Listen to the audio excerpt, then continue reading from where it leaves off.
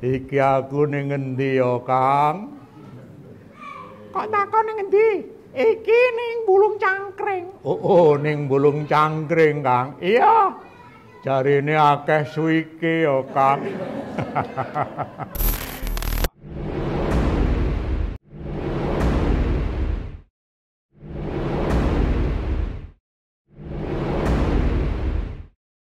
Terima kasih saya diberi kesempatan untuk bersama-sama bersekutu berbakti di GITJ Bulung Cangkring Kudus ini.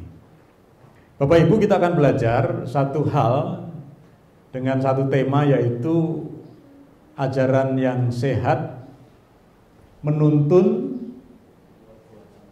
perbuatan yang benar. Mari kita akan membaca bersama-sama dari Markus pasal yang ke-9 ayat 42 sampai dengan yang ke-50.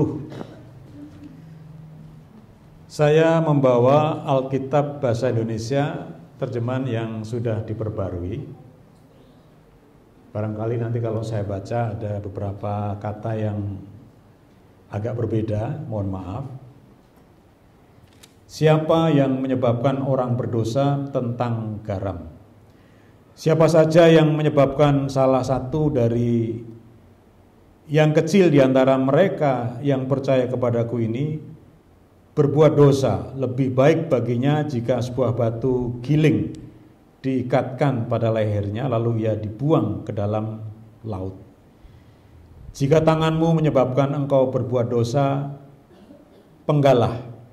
Lebih baik engkau masuk ke dalam hidup dengan tangan buntung daripada dengan kedua tangan utuh pergi ke dalam neraka, ke dalam api yang tak terpadamkan.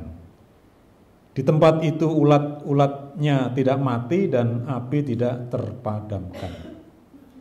Jika kakimu menyebabkan engkau berbuat dosa, penggalah. Lebih baik engkau masuk ke dalam hidup dengan timpang daripada dengan kedua kaki utuh dicampakkan ke dalam neraka. Di tempat itu ulat-ulatnya tidak mati dan api tidak terpadamkan. Jika matamu menyebabkan engkau berbuat dosa, cungkilah. Lebih baik engkau masuk ke dalam kerajaan Allah dengan satu mata daripada dengan dua mata dicampakkan ke dalam neraka, di mana ulat-ulatnya tidak mati dan api tidak terpadamkan. Karena setiap orang akan digarami dengan api. Garam memang baik, tetapi jika garam menjadi tawar, dengan apakah kamu mengasinkannya? Bapak, Ibu, dan saudara sekalian, jika suatu ketika Pak Pendeta Upgrade ini berkata kepada kita semua yang hadir di sebuah ibadah, kemudian tiba-tiba dia berkata, Bapak, Ibu, dan saudara sekalian, kita jangan berbuat dosa. Kalau anggota tubuh kita menyebabkan kita berbuat dosa, mata kita memandang sesuatu yang tidak seharusnya dipandang dan kemudian membawa kita jatuh kepada dosa, maka cungkilah matamu itu. Kalau tanganmu yang membawa engkau berbuat dosa, potonglah tanganmu itu. Kalau kakimu yang berbuat dosa, penggalah. Bapak, Ibu, saya mau bertanya, kira-kira Pak Pendeta ini sedang humor atau kondisi serius? Ketika seorang pendeta, saya hayati, berkata dengan lugas, bahkan seperti ada ancaman, ya, itu menunjukkan situasinya adalah situasi yang kritis, situasi yang serius. Mungkin pertama kali seorang pendeta akan berkata dengan sebuah perumpamaan, ya. Perumpamaan. Apalagi jemaat GITJ itu tidak suka untuk langsung diberitahu akan kesalahannya, dengan perumpamaan, dengan gambaran, ya, dengan gambaran. Pendeta masih tersenyum ketika menyampaikan jangan berbuat dosa. Tetapi berulang-ulang ketika jemaat dalam kondisi tidak mau mendengar apa yang disampaikan oleh hamba Tuhan, apa yang dikatakan oleh firman Tuhan, maka yang disampaikan adalah sesuatu yang seperti Yesus sampaikan. Ketika, ya, dikatakan Tuhan Yesus, ketika ada anggota badan kita yang menyebabkan kita berdosa, maka kalau itu tangan, potonglah tangan itu. Kalau itu kaki, potonglah kaki itu. Kalau itu mata, cungkilah mata itu. Itu menunjukkan situasi yang sangat serius. Sangat serius, Bapak Ibu dan saudara sekalian.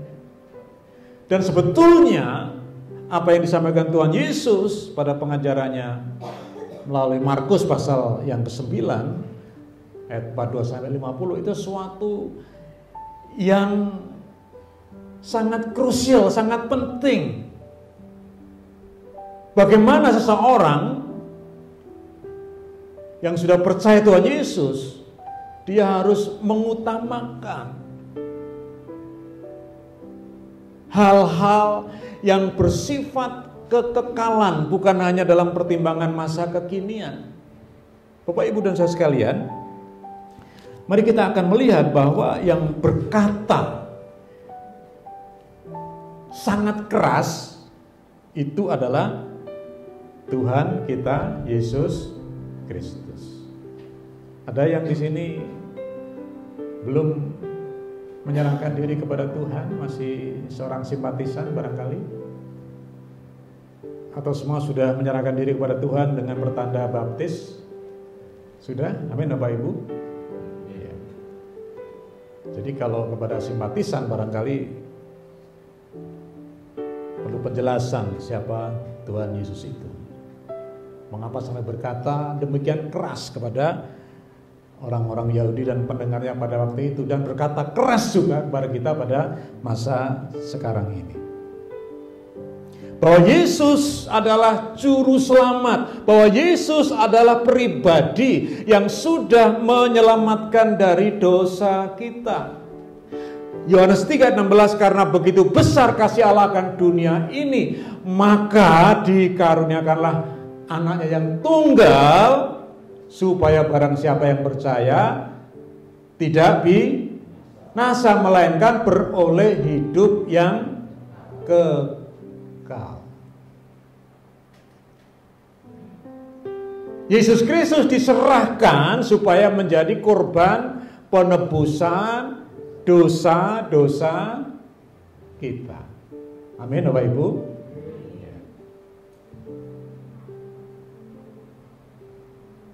Ketika kita sudah percaya menerima Yesus sebagai Tuhan dan Juru Selamat kita, penebus dosa kita, maka hidup kita adalah hidup di dalam kasih.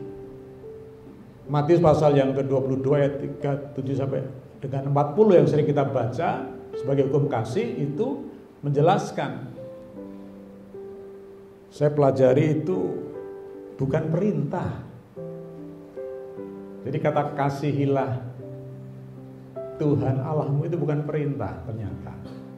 Dalam bahasa aslinya itu berbentuk future. Jadi sesuatu yang akan datang. Jadi orang yang sudah menerima Yesus Kristus sebagai Tuhan dan Juru Selamatnya, mereka itu akan mengasihi Tuhan Allah dengan segenap hati, dengan segenap jiwa. Akan mengasihi sama seperti diri sendiri. Jadi itu bukan karena diperintah, kamu harus mengasihi aku, kamu harus mengasihi samamu, tetapi itu muncul sebagai satu hal yang alamiah, sebagai satu ucapan syukur setelah dia dikasih oleh Tuhan, ditebus oleh Tuhan, dihapuskan dosanya oleh Tuhan, maka orang itu terbit muncul satu keinginan yang alami, yang pribadi. Muncul sebagai satu kesadaran, oh kalau aku sudah dikasih Allah, maka aku harus mengasihi Allah. Amin Bapak Ibu. Oh kalau aku sudah dikasih Allah, sudah diampuni dosa-dosaku, maka aku harus mengasihi sesama manusiaku. Amin Bapak Ibu. Jadi itu satu hal yang bukan disuruh-suruh, bukan dipaksa-paksa, bukan, tetapi itu satu kesadaran kita. Jadi kalau ada orang yang sudah diberi kebaikan oleh seseorang, lazimnya dia pun akan juga membalas kebaikan orang tersebut. Oh iya, zaman aku orang di duit kayak ditulung. Ini ada Pak Merbot, Pak Merbot ada? Ya, dia tuh cerita waktu saya kesini. Dia tuh ngopeni orang ngemplek ya Pak ya. Jadi ada kakak beradik yang mungkin karena kondisi kehidupan orang tuanya kurang mampu, beliau ini kalau ketemu ngasih uang saku untuk sekolah dan lain-lain. Jadi sampai sekarang hubungan mereka masih baik karena pernah ditolong, pernah dikasihi, ya. Dan itu lazim Bapak Ibu dan saudara sekalian, ketika kita dikasihi oleh siapapun, kita juga membalas kebaikan bagi orang yang telah mengasihi kita. Nah, Bapak Ibu dan saudara sekalian, Tuhan Yesus itu yang sudah berkarya dalam penebusan, yang berkata supaya hidup kita, hidup yang melakukan firman Tuhan, hidup yang mengajarkan firman Tuhan dengan sungguh-sungguh. Konsekuensinya jelas jika tidak sungguh-sungguh dalam melakukan firman Tuhan. Konsekuensinya jelas jika tidak mengajarkan firman Tuhan dengan sungguh-sungguh. Jadi ayat yang ke-42 saya akan mengulang membacanya. Siapa saja yang menyebabkan salah satu dari yang kecil di antara mereka yang percaya kepadaku ini berbuat dosa, lebih baik baginya jika sebuah batu giling diikatkan pada lehernya lalu ia dibuang ke dalam laut. Ketika kita mengajarkan hal-hal yang tidak benar, maka hidup kita menjadi hidup yang tidak berguna. Daripada hidup tidak berguna, maka orang itu lebih baik tubuhnya diikat di sebuah batu giling, ya, di pada lehernya dan dibuang ke dalam laut.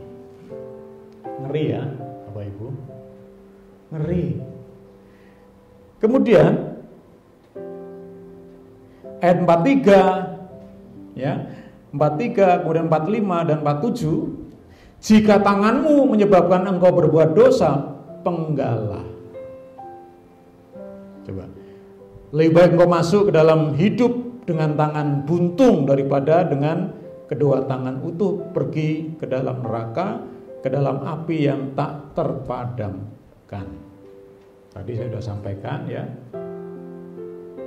Kemudian ayat yang ke-45, jika kakimu menyebabkan engkau berbuat dosa, penggalah. Lebih baik engkau masuk ke dalam hidup dengan timpang daripada dengan kedua kaki utuh dicampakkan ke dalam neraka. 47, jika matamu menyebabkan engkau berbuat dosa, cungkilah, lebih baik engkau masuk ke dalam kerajaan Allah dengan satu mata daripada dengan dua mata dicampakkan ke dalam neraka. Ini menunjukkan satu konsekuensi yang sangat serius. Ya. Ini bagi para pengajar. Para pengajar itu tidak hanya pendeta loh ya, tapi juga majelis ya, penatua diaken. Barangkali ketika ada berayatan kemudian mengajar firman Tuhan. Nah ini hati-hati ya, hati-hati. Jangan sampai kita tergolong kepada orang yang mengajar yang menyesatkan. Tetapi biarlah kita mengajarkan firman Tuhan yang mendorong tumbuhnya iman, ya, memperkuat iman kepada Tuhan Yesus Kristus. Dan bagi kita para pelaku firman juga harus hati-hati, sungguh-sungguh memahami firman Tuhan dan melakukan dalam kehidupan kita sehari-hari. Jangan sampai mata kita kemudian seperti saya sampaikan tadi yang membuat kita kemudian jatuh ke dalam dosa. Atau mulut kita membawa kita jatuh ke dalam dosa. Bapak Ibu dan saudara sekalian, bahwa nilai kekekalan itu lebih tinggi daripada nilai kekinian. Ya, nilai kekekalan lebih tinggi daripada nilai kekinian. Bapak Ibu, manusia hidup kira-kira sampai berapa tahun coba? Mari kita baca ya, Mazmur pasal yang ke-90 ayat yang ke-10. Saya baca ya, masa hidup kami berapa? 70 tahun. Jika kami kuat 80 tahun dan kebanggaannya hanyalah kesukaran dan penderitaan. Ya, sungguh cepat kami melayang lenyap. Saya emeritus bulan Maret tanggal 9 tahun 2024 ini. Berarti saya sudah umur 60 tahun ya. Jadi misalnya umur saya seperti dikatakan Alkitab 70 tahun berarti tinggal 10 tahun. Betul Pak Toto ya? Pak Toto sudah berapa tahun ini? Pensiun sudah 7 tahun. Berarti sekarang 67. Kalau misal 70 tahun tinggal berapa tahun Pak Toto?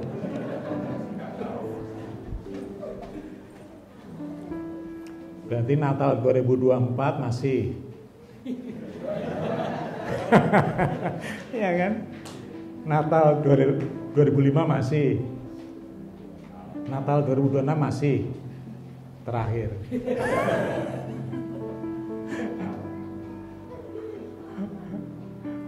Maaf Pak Toto, ini hanya satu ilustrasi ya. Barangkali Pak Toto masih akan hidup sampai tadi 70 tahun ya, kalau kuat 80. Ya kan? Amin Pak Toto. Tapi kalau setiap tahun banjir terus itu kira-kira gimana ya?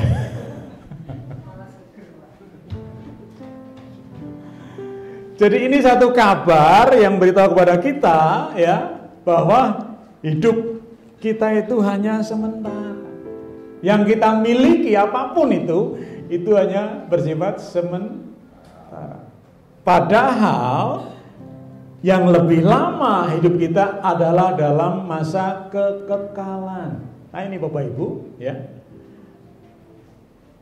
Rasul Paulus, mari kita akan membaca 2 Korintus pasal yang keempat. Ini satu hal yang sangat penting kita pelajari.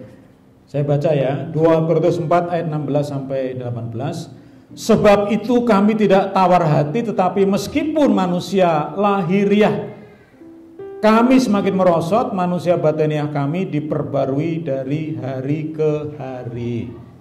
Sebab penderitaan ringan yang sekarang ini akan menghasilkan bagi kami kemuliaan kekal yang melebihi segala-galanya, jauh lebih besar daripada penderitaan kami. Sebab kami tidak memperhatikan yang kelihatan, melainkan yang tidak kelihatan. Karena yang kelihatan adalah sementara, sedangkan yang tidak kelihatan adalah kekal. Rasul Paulus, Bapak Ibu dan saudara sekalian, dalam kehidupannya Dia lebih mempertimbangkan hal-hal yang bersifat kekekalan daripada hal-hal yang bersifat kekinian. Dia di penjara itu hal yang bersifat kekinian.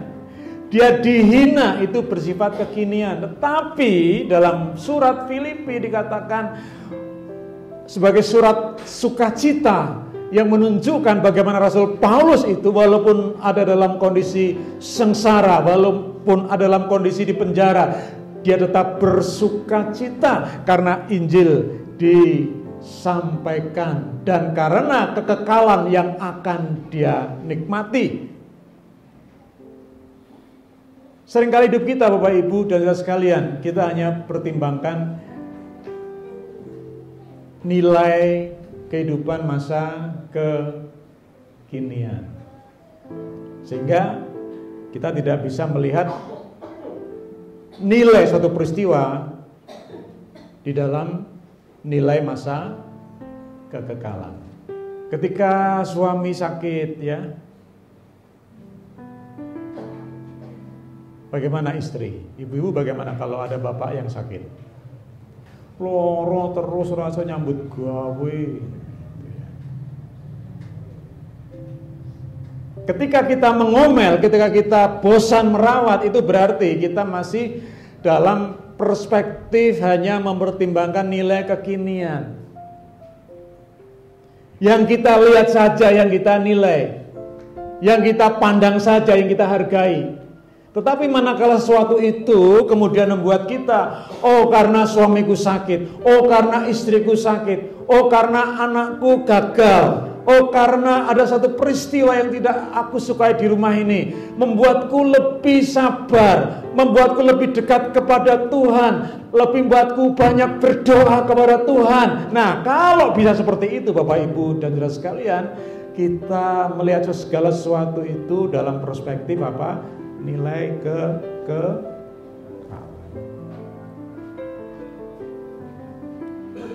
ada sebuah gereja, saya tidak sebut ya,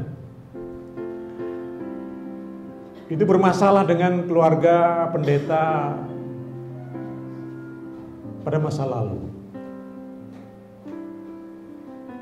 karena masalah aset ya. Jadi gereja ini kemudian merencanakan akan menggugat di pengadilan.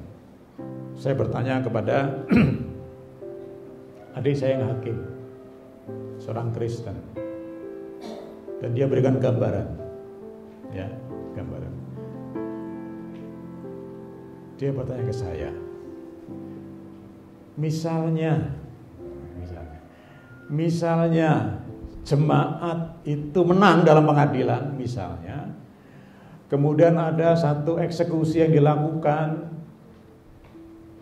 rumah itu sebagai aset kemudian dirobohkan dengan bulldozer katakanlah. Ya. Kira-kira bagaimana tanggapan jemaat? Wong pendeta iku bapake wong sak pasamuan. Betul Bapak Ibu? Meskipun Mas Abgrid ini masih muda, Mas Abgrid ini adalah bapaknya orang sak gereja. Ya. Bagaimana tanggapan orang-orang di luar gereja kita? Iku lho, ya. Kok karo bapake tegel, omahe dibul, kira-kira gimana? Misalnya gereja menang, tapi belum tentu karena pengadilan itu kan bertingkat ya. Kalau pengadilan negeri kalah, dia bisa banding ke pengadilan tinggi. Kalau pengadilan tinggi masih kalah, masih ke Mahkamah Agung. Itu biayane piro gitu. Dan gereja itu punya uang berapa? Apakah setiap jemaat ketika memasukkan persembahan ini kan, ini untuk misi, untuk perpuluhan, ini untuk kolektor. Apa ada ini untuk masalah hukum? Tidak ada kan? Jadi segala suatu masalah yang barangkali timbul di dalam jemaat, saya tahu Bapak Ibu, saya mengalami bahwa jemaat kumpulan orang-orang percaya, ada juga pendetanya, ada juga majelisnya, ada juga pengurus kelompok komisinya, dan badan-badan lembaga yang lain. Itu bukan berarti tidak akan ada masalah. Jemaat yang besar, jemaat yang sedang, jemaat yang kecil, semua berpotensi ada masalah.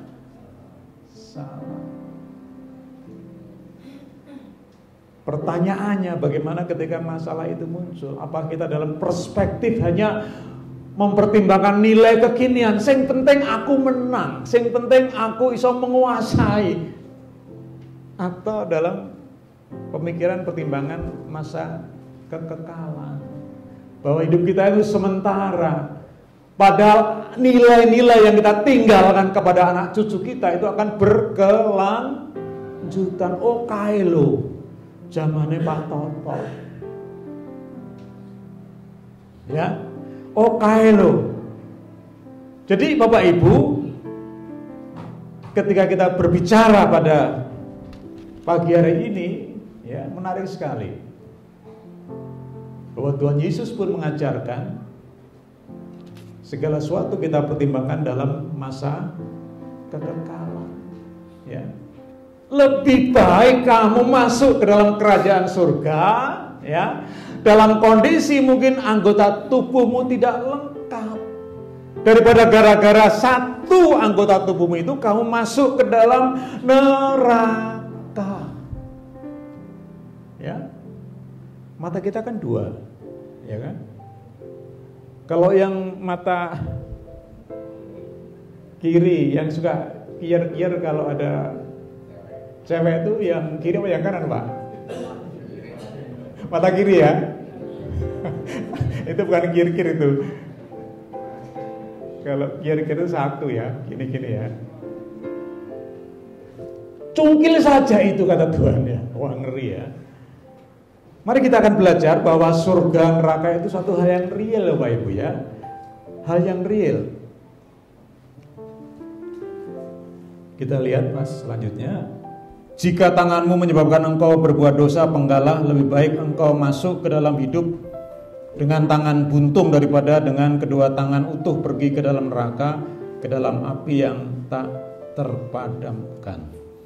Diulang pada ayat yang ke-45 dan 47 menunjuk kepada neraka, ya, neraka.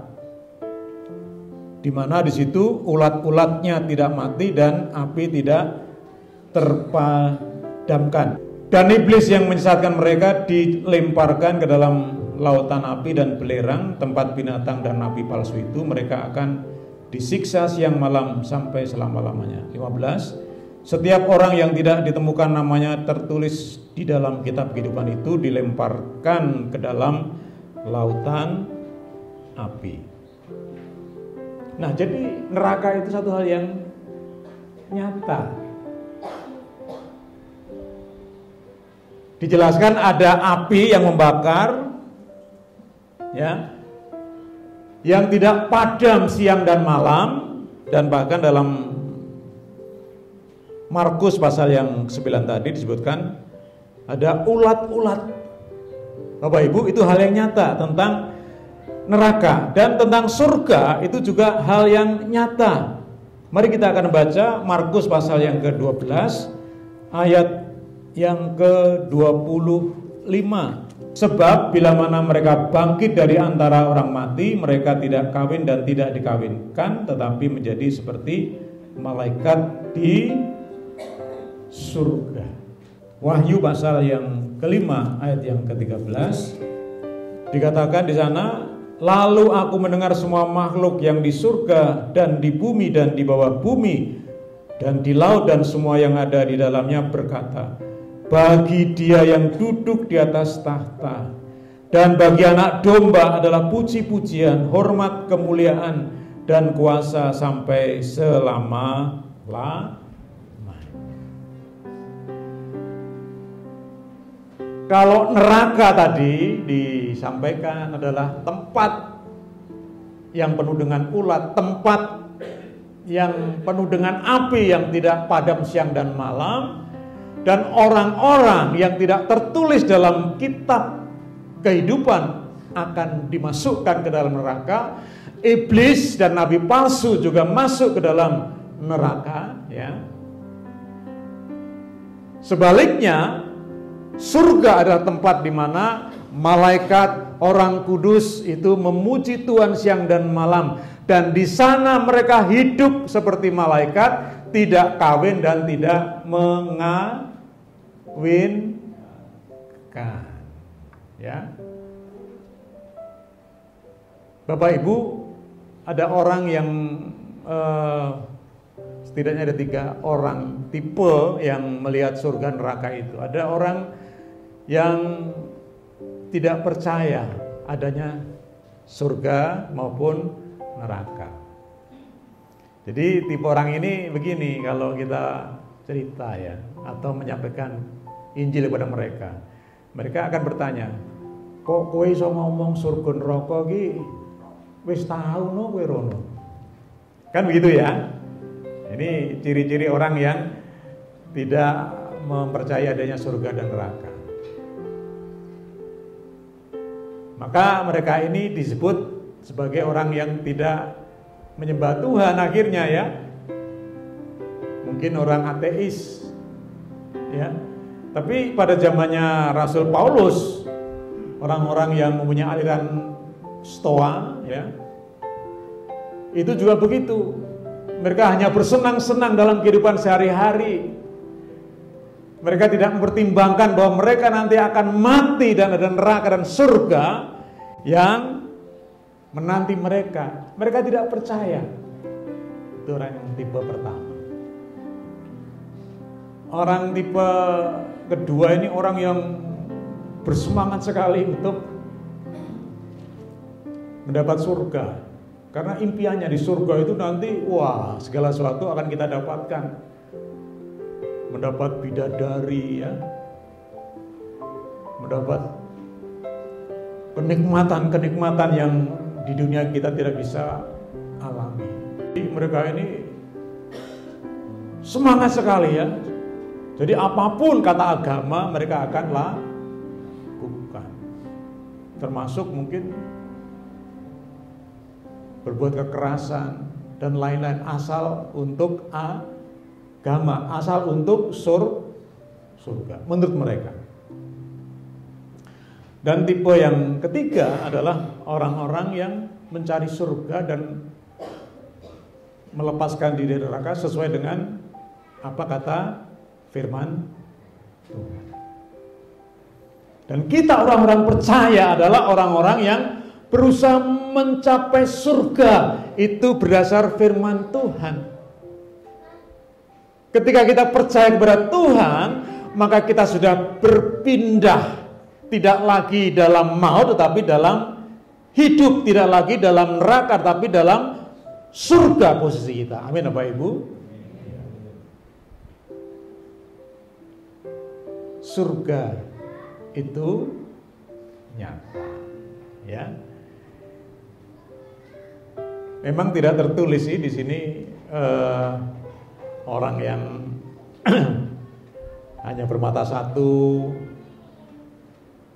atau orang yang hanya bertangan satu, ya, atau ada orang yang berkaki satu yang masuk surga, tidak ada, ya.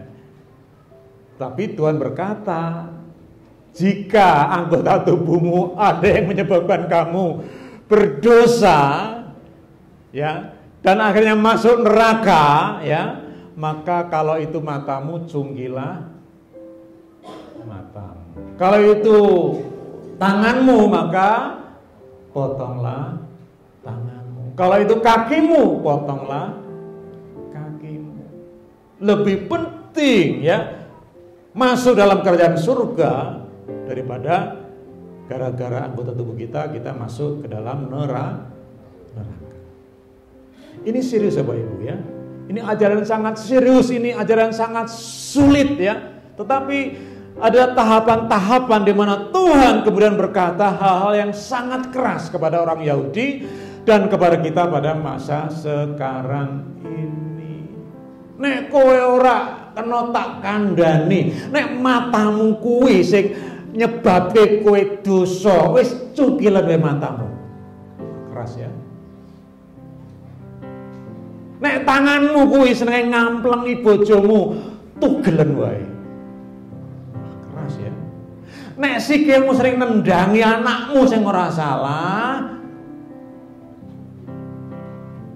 diamputasi wae. Cuma nanti jangan dilakukan ya Pak Bu ya.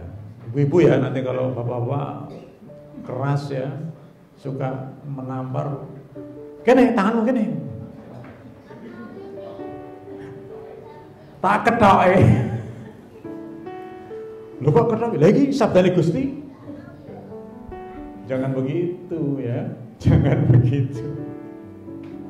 Gue nek diwalik piye Bu? Wong wedok ngomongane ora bener, ndi latmu? Arep apa, Pak? Tak ketok. Ya. Bapak Ibu, mari kita akan beranjak kepada aplikasi ya. Yaitu yang pertama, mari kita belajar sungguh-sungguh firman Tuhan. Amin Bapak Ibu.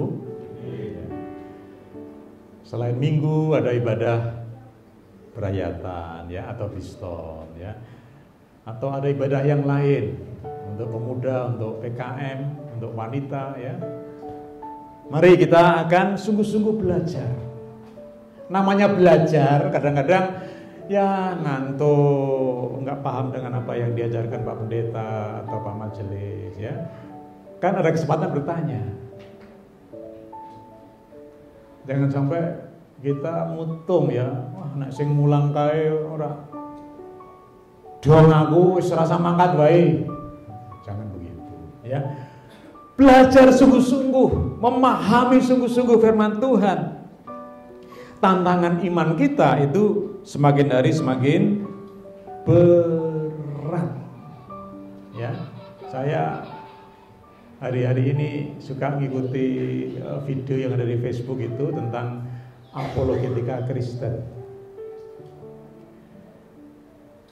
Jadi saya setelah emeritus ya, banyak menulis dan mendengarkan siaran-siaran yang semacam itu.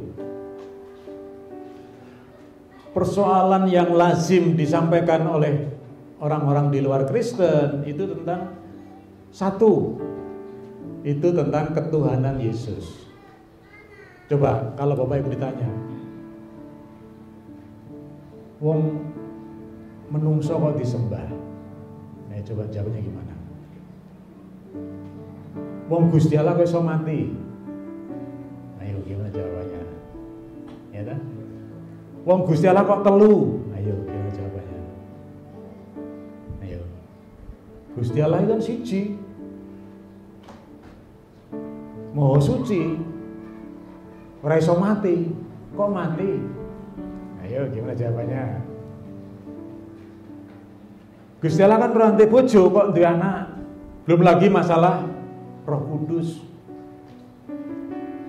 Roh Kudus ki ndak Allah. Dijajal tinggal kita ono Roh Kudus Allah. Misalnya begitu ya.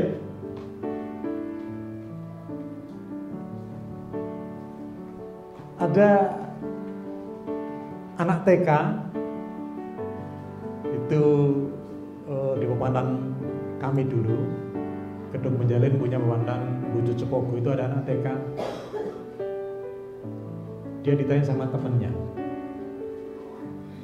wong Gusti Allah kok ono raine.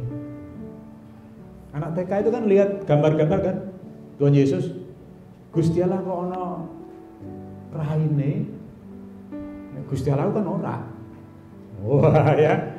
Tetapi anak TK ini Bapak Ibu entah bagaimana, tetapi saya merasa itu digerakkan Roh Kudus. Dia menjawab begini, Gusti Allah ku ana wujude, ana raine. Sok nek aku mati sing metuk ya ngono kuwi. Lah nek kowe mati sing metuk sapa? Bingung kan? Nah, ini satu hal yang Memang Roh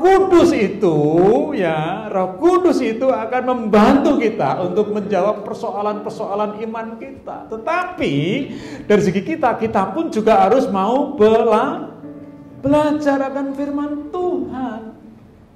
Ya. Ibrani 10:25, jangan sampai kita menjauhkan diri dari pertemuan-pertemuan kita. Yang kedua, mari kita melakukan sungguh-sungguh firman Tuhan, karena kita ini adalah murid-murid Tuhan. Perilaku kita hendaknya meneladani Tuhan. Kristen itu artinya Kristus kecil. Ya. Kita itu murid Tuhan, bukan sekedar muridnya Pak Pendeta upgrade atau Pak Toto. Tapi kita itu muridnya Tuhan. Apa yang Tuhan percakapkan, apa yang Tuhan pikirkan, apa yang Tuhan lakukan, itulah yang perlu kita pikirkan, percakapkan, dan lakukan.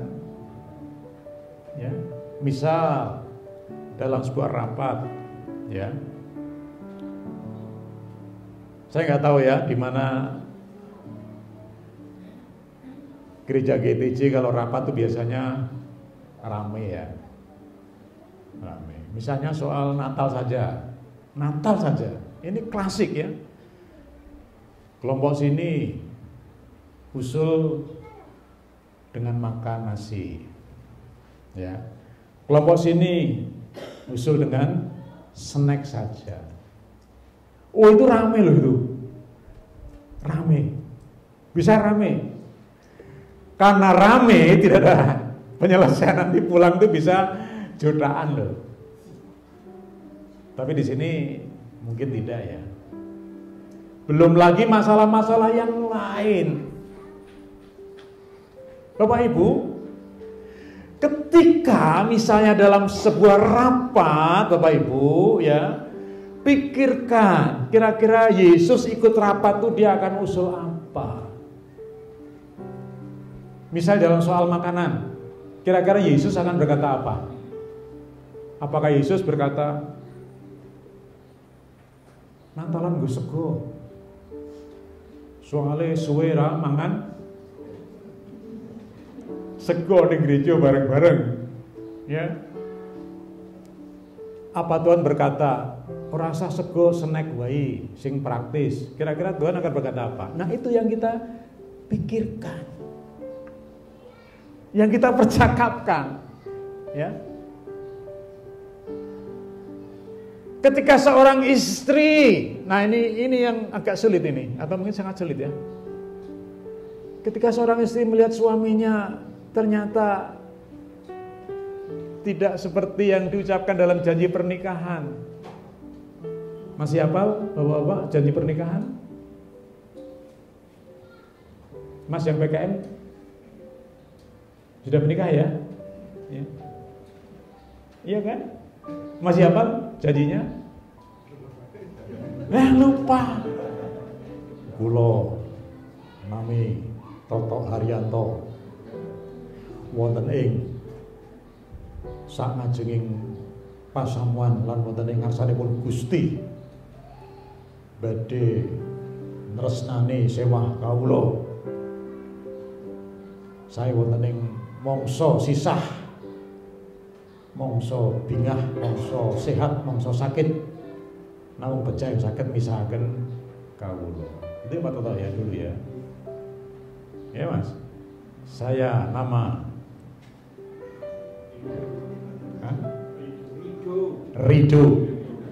Rido Irama.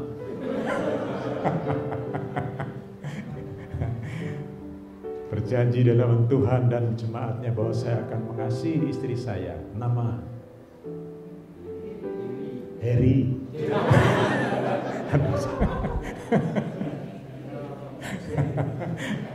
Kan ada namanya Heriati, ada juga ya.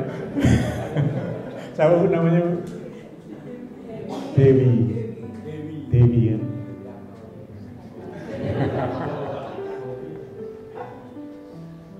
Akan mengasihi istri saya baik sehat maupun sakit, susah senang, hanya kematian yang bisa Tapi kan seorang istri itu menjadi sakit hati ketika suami mengingkari janji itu. Betul ibu-ibu? Kira-kira bagaimana? Awas. Awas. Tak kepruk bu. Ganjel lawak. Mulai. Seperti itu atau bagaimana? Sulit memang, tetapi bagaimanapun situasinya, dimanapun kita berada, masalah apapun yang menimpa kita, pikirkan, ucapkan, lakukan apa yang Tuhan pikirkan, ucapkan, dan lakukan. Itulah kita menjadi murid Tuhan. Ya. Yang berikutnya, mengajarkan firman Tuhan dengan sungguh-sungguh dan benar. Ini ya. Tadi apa ancamannya? Kalau mengajar tidak benar, lebih baik batu kilangan diikatkan di lehernya, dimasukkan ke dalam laut. Wah, ini bagi para pengajar ini berat nih ya, berat. Saya bersyukur Mas Abgrid saya sudah emeritus ya. Tidak harus mengajar setiap minggu ya. Tapi Bapak Ibu, mohon dipahami seorang pendeta itu berat ya. Semoga pendeta tidak seperti artis.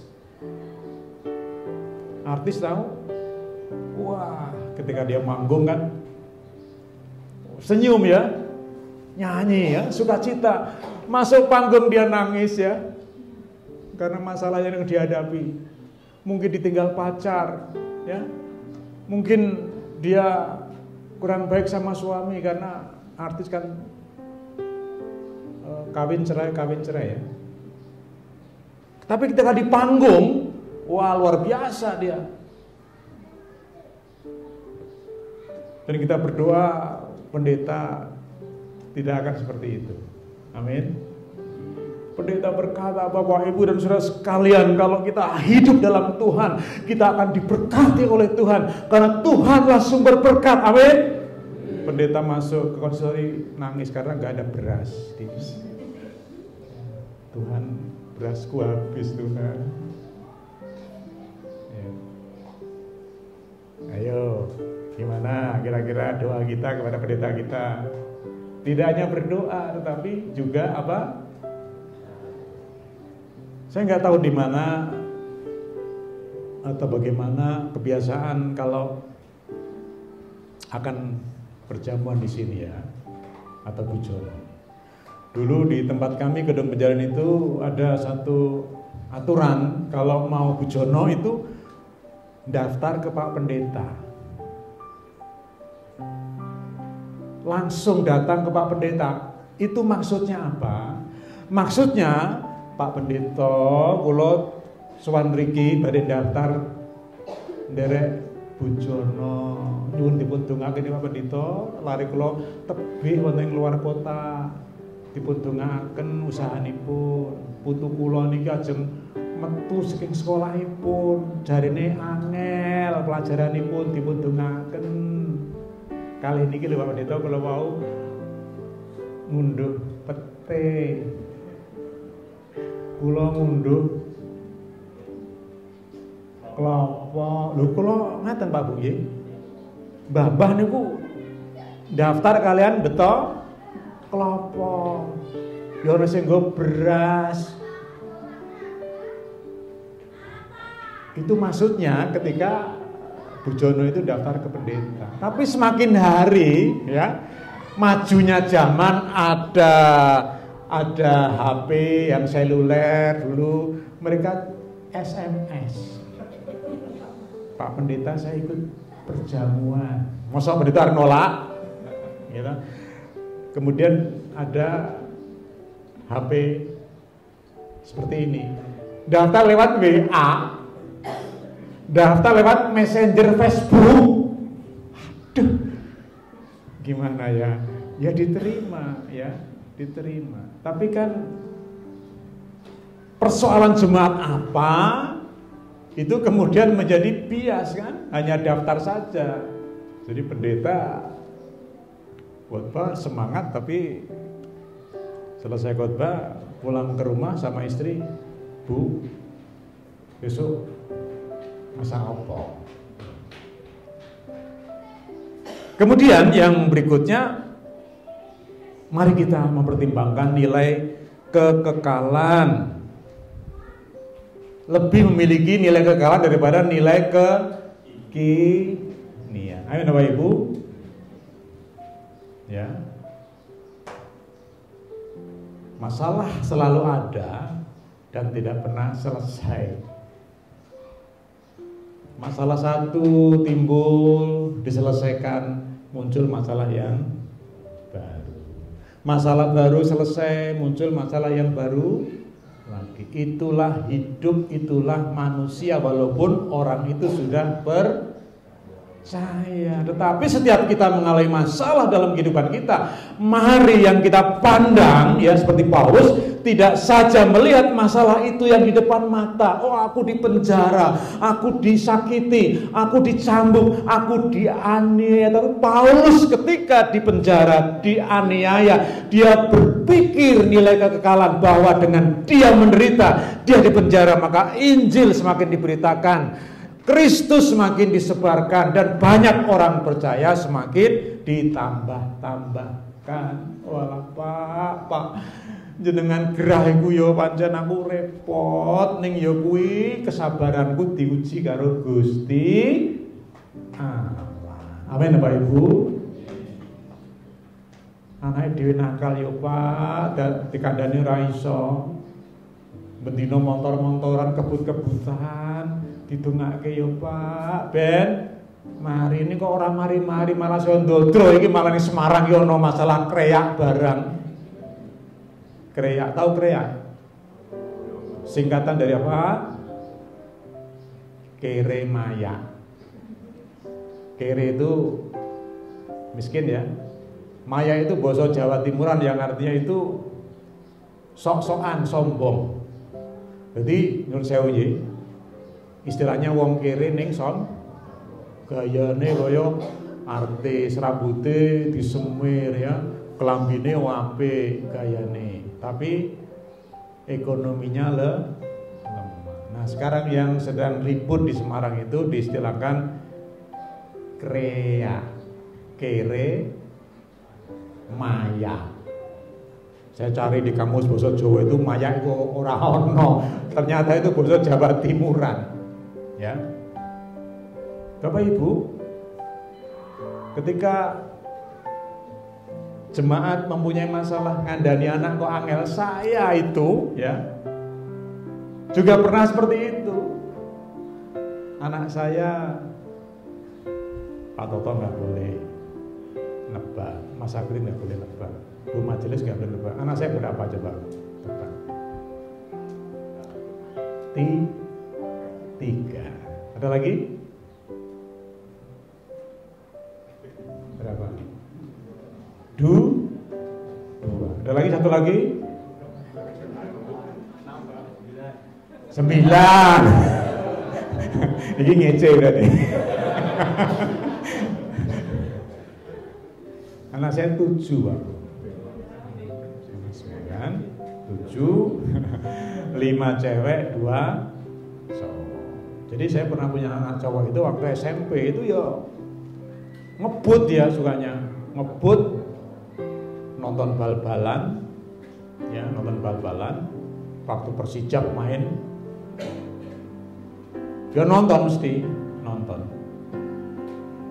Kalau dia nonton tuh strateginya pakai celana pendek. Aku takon, kok celanamu pendek le? Nek celana pendek itu bayari murah Pak. Nek panjang dikira WSD, Mas. Nek ngono anu wae, aja mung pendek, sing cekik banget. Pernah dia ngebut jatuh, ya, ngerokok juga, ya kita doakan. Puji Tuhan, ya, Tuhan itu maha kasih, maha pemurah, maha penyayang. Sekarang dia sudah berumah tangga, sudah tidak lagi punya tabiat yang seperti itu. Kalau saya ingatkan, wah itu masa lalu Pak. Dulu itu dia ngefan banget sama namanya pemusik Endang Sukamti. Jadi koyo ponane wae. Jadi pentas di Rembang, dia nggak punya uang tuh nebeng-nebeng naik truk yang itu loh apa? Truk yang kosong itu loh, nebeng sampai Rembang dan wah.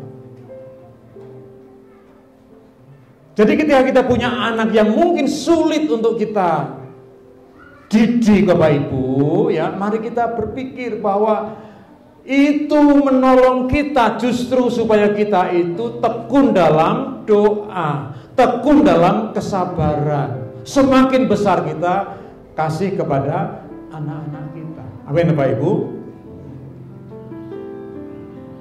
Tapi memang kesulitan akan selalu kita hadapi. Nah ini saya gambarkan dengan wayang ya. Saya bawa anak wayang. Saya galak guling wil yaksa raseksa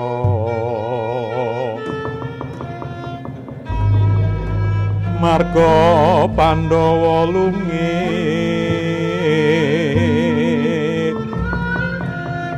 Prana wayang kara wisaya panca kara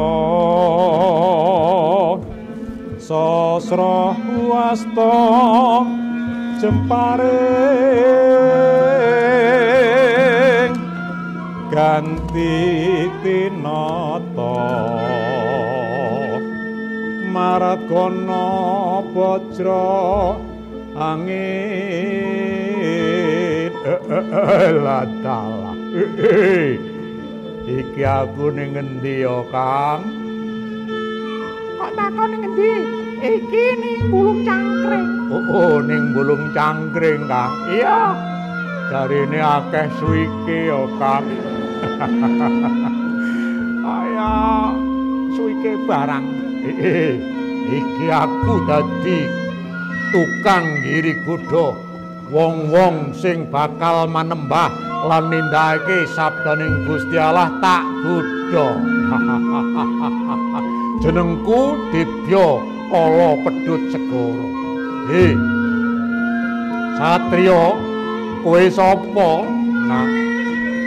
Nakoni marang aku Raden Janaka. Raden Janaka ya Raden Permati. Arep menyang endi Raden Permati? Ngetutke apa kang dadi laku jantraku lan kedheping netraku. Ora kena kudu bali. Arep bacut. Ora kena wani karo aku sing tak wedeni apamu. Canda cokot tugel gulumu satriya. Jadi Bapak Ibu,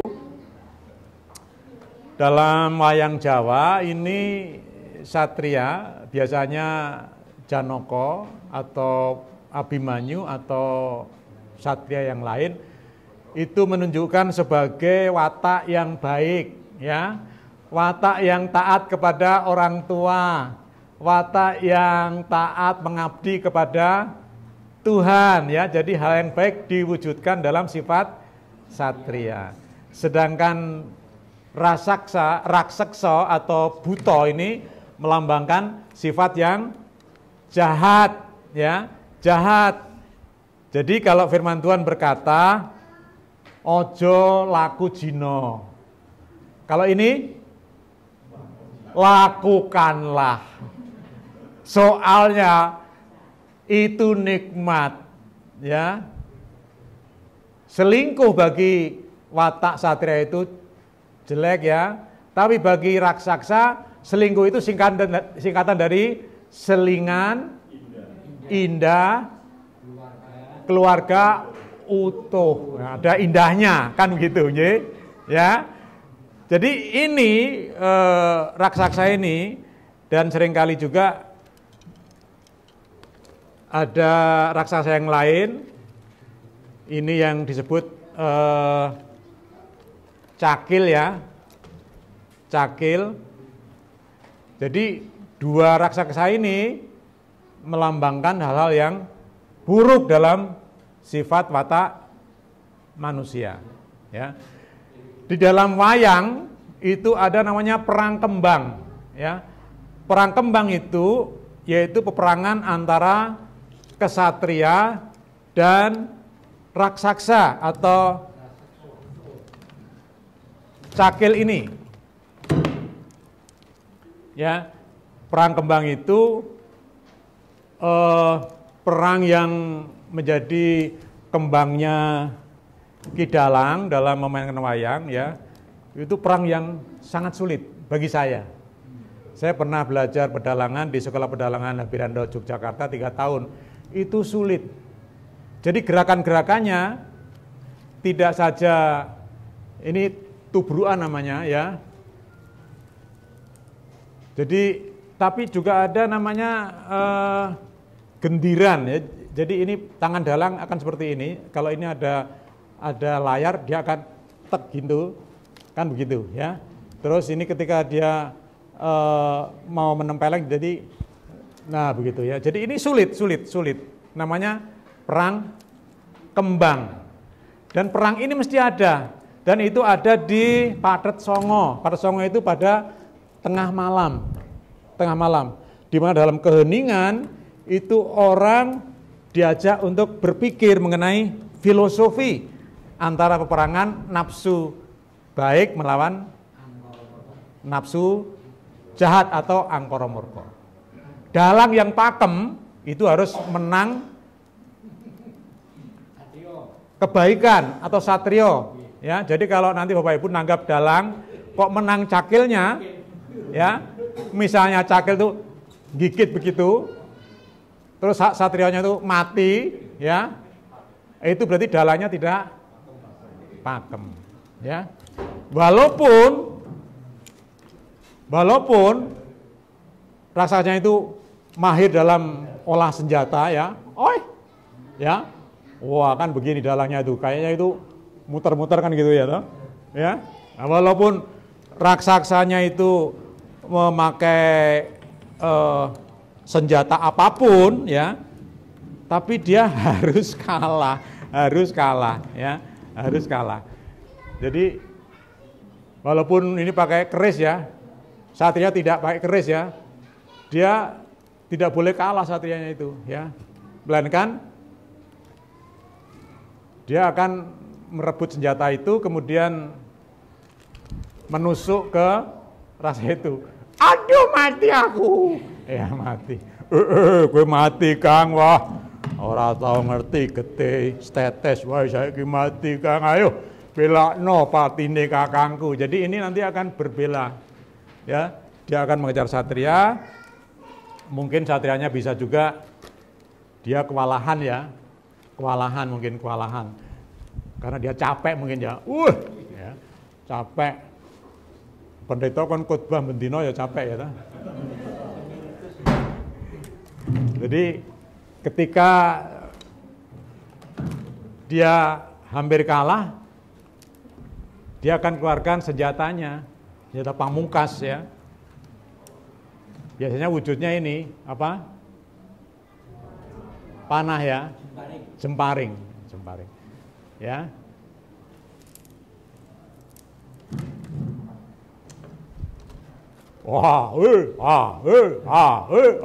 Aduh, mati, ya.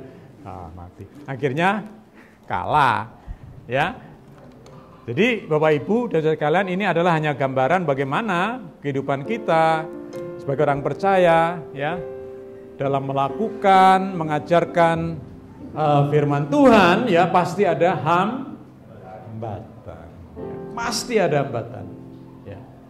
Mungkin secara internal, mungkin secara eksternal, ya, pasti ada hambatan. Tapi ingat, Tuhan berkata, ya, barang siapa yang menyesatkan, maka dia akan dilempar ke dalam laut, ya. Kepalanya akan diikat pada sebuah batu. Yang tidak melakukan firman Tuhan, yang berdosa, jika matanya yang buat dia berdosa, maka cungkilah mata itu. Jika tangannya, potonglah tangan itu. Jika kakinya, potonglah kakinya itu. Artinya apa? Mari Bapak Ibu, kita akan belajar sungguh-sungguh firman Tuhan. Dan kita akan melakukan dengan penuh kesungguhan akan firman Tuhan. Karena Tuhanlah sumber berkat, Tuhanlah sumber pertolongan kita. Amin.